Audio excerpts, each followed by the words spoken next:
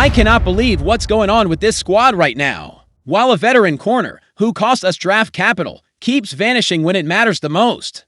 3 rookies are absolutely balling out and holding this season together. And like that's not wild enough, Adam Peters is on the verge of pulling off another huge move to rescue our D-line. Did you think this season was a wrap? You're out of your mind.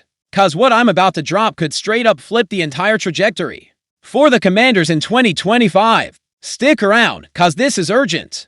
Listen, after years watching this franchise waste draft picks, after entire seasons of fans asking if Washington even remembered how to draft young talent, we finally got something to be hype about. Cause while everybody's fixated on Jaden Daniels, 3 rookies are quietly becoming the backbone of this team. And let me tell you something, Adam Peters does not get enough props for what he pulled off. With this draft class, you know how many picks we had? Only 5. 5 picks across the whole draft, and already, we've got 3 guys flipping games on their heads every single week. Let's start with Trey Amos. This kid from the 2nd round has kept the buzz going all season.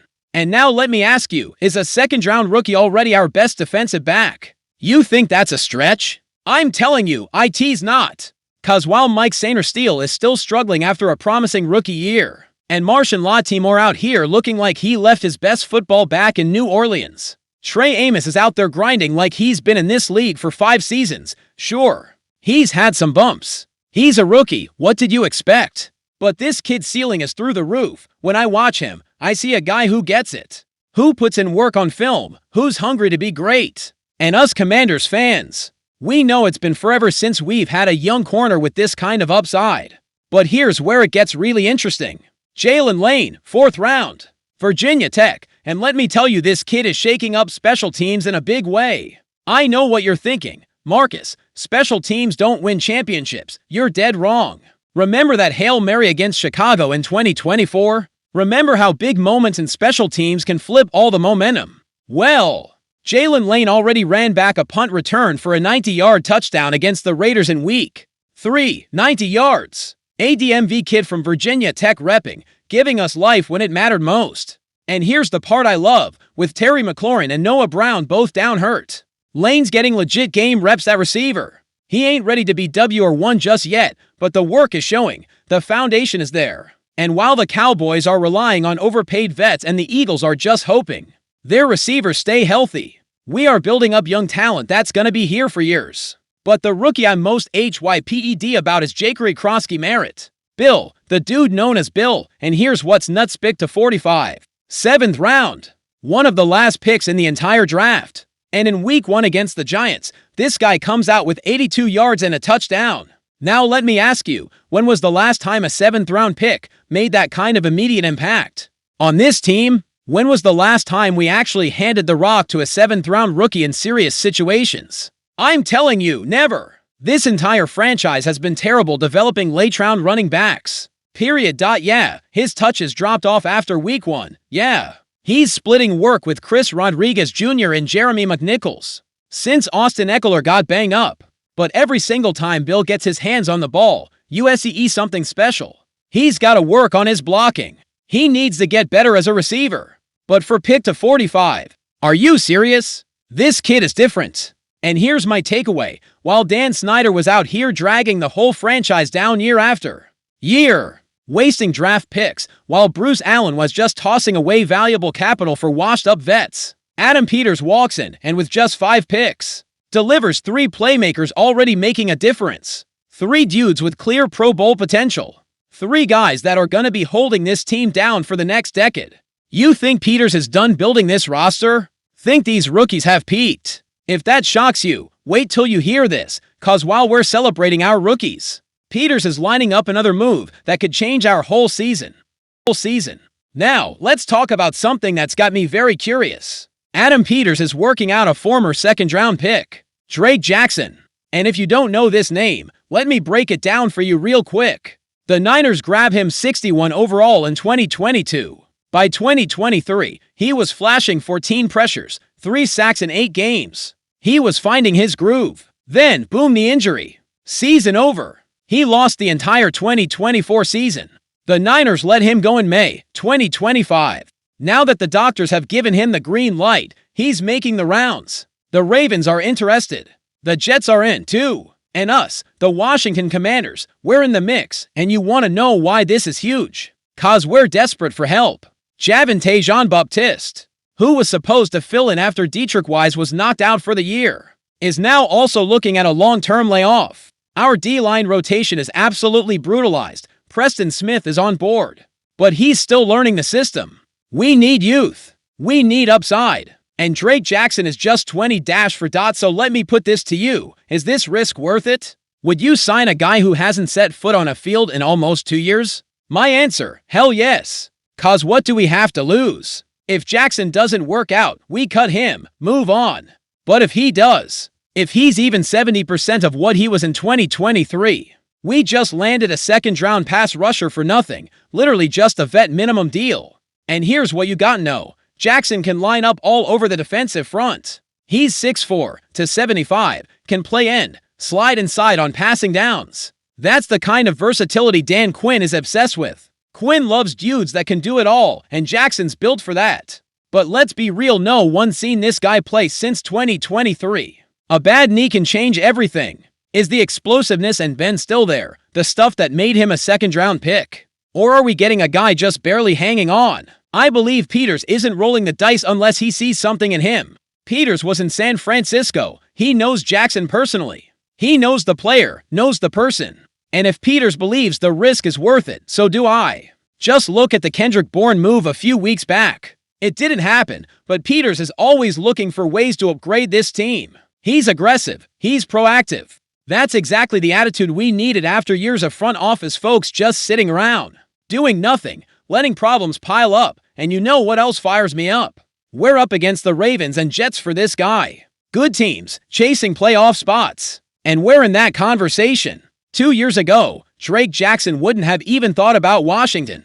Now we're making his short list. That tells you everything about where this franchise is right now, compared to the Dan Snyder days. So let me ask, you think Jackson signs with us? Can he get back to being that edge threat he was pre-injury? And just when you think we're done talking roster moves, we gotta face the elephant in the room, the problem nobody wants to admit. But it's straight up tanking our defense. And here's where things get straight up scary. Marshon Lattimore, 4-time Pro Bowler, the corner who was supposed to revamp this secondary. The guy Adam Peters forked over valuable picks for at the 2024 deadline. He's been playing like trash. I know that sounds harsh. I know some folks will say, Marcus, relax, it's early in the season. But here's the thing, this is Lattimore's first year where he's totally healthy. He had the whole offseason to learn Dan Quinn's scheme. No injury excuses. No, not enough prep excuses. Yet, what we're seeing on the field is troubling. Teams have the blueprint on how to go after him. Pre-snap motion, speed, all of it's being used against him. The juice that made him an elite corner is just gone. The technique errors when he gets burned are just tough to watch. So now I ask, at what point do we start questioning if Peters made a massive mistake trading for him? At what point do we have to accept maybe we dropped too much on a guy clearly past his prime? I'll tell you this, we're dangerously close to that point, yeah. He made a statement game against Malik Neighbors in Week 1. He still flashes those lockdown skills from his All-Pro days. But there's zero consistency. And in the NFL, you cannot win with unreliable guys at premium spots. Here's what really worries me. Corner was supposed to be a strength. With Lattimore and Mike Sainristil, we were supposed to lock down the best receivers in the NFC East.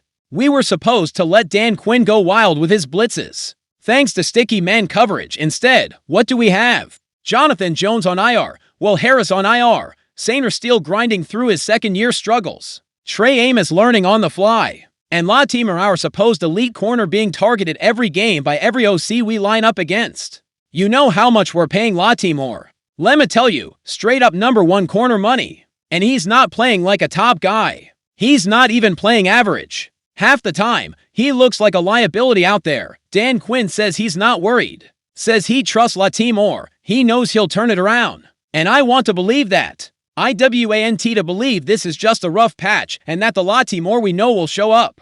But I'm also real with y'all. I see what's happening on Sundays. And what I see is a 29-year-old who straight up lost a step. He's getting exposed by younger, faster wideouts. He's struggling with concepts he used to eat for breakfast. And here's the hard reality. If this keeps up, Peters is gonna have to make some tough calls. Latimore's contract is up at the end of the season. Are they gonna extend him? Let him walk in free agency? Or try to flip him for whatever value's left before the deadline? Cause let's be clear, if Latimore keeps playing like this, there is nitrogen monoxide way Peters hands him a new deal. None. And honestly, based on what we've seen so far, I'm not even sure he should. Can Latimore bounce back? Absolutely. He's got the skill set. He's got the experience. He's got those for Pro Bowls. But the clock is ticking. Cause every week that goes by with no improvement, the doubts grow louder. The questions keep coming. More and more people start wondering if his best football is all behind him. And for a squad trying to compete right now, trying to maximize Jaden Daniels' rookie contract window, we can't afford to have liabilities at the key spots. The Cowboys got Trevin Diggs. The Eagles got Darius Slay. The Giants, well, they got issues, too. But the point is, our division rivals have corners playing at a high level. We've got Marshon Latimore fading during crunch time. Do you think Latimore can turn it around? Or have you seen enough to know it's a wrap?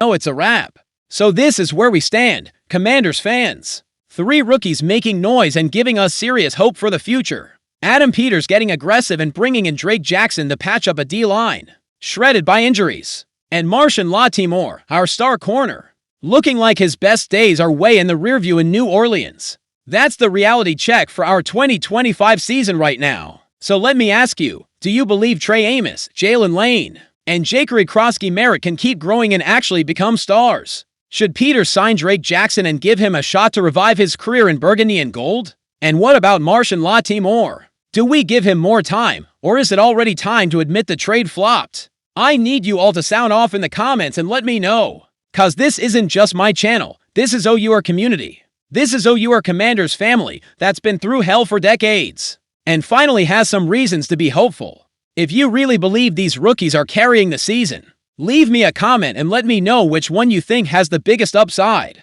If you think we need to sign Drake Jackson, hit that LIKE button right now. And if you're as frustrated as I am with Marshon Latimore, I want to hear your honest take below. Here's the truth. This channel only works when you guys are a part of it. When you get involved. When you are part of the conversation. I'm here every single day bringing the latest news, breaking it all down, giving the most honest takes on our Washington Commanders, but I need you in here with me.